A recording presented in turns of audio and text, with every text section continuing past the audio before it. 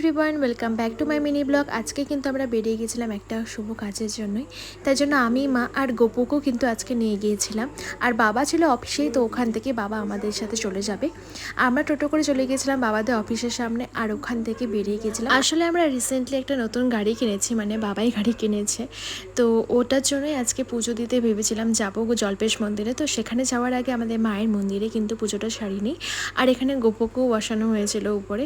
আর তারপর আমরা ওখান থেকে বেরিয়ে গিয়েছিলাম জল্পেশের উদ্দেশ্যে। আর ওখানে গিয়ে তো এত কাদা ছিল, কারণ সেদিন ওখানে অনেক বৃষ্টি হয়েছিল, তাই জন্য এত কাদা হয়ে গেছিলো। আর মন্দিরটাও কিন্তু সেদিন বন্ধই ছিল।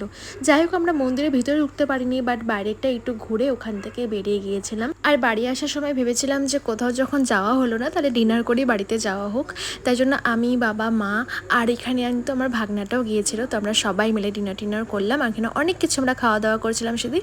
তারপরে ওখান থেকে আমরা বাড়ির দিকে রওনা দিয়ে দিয়েছিলাম। সো আজকের দিনটা এভাবেই কাটলো আমার। নেক্সট ভিডিও খুব তাড়াতাড়ি দেখা হচ্ছে। বাই।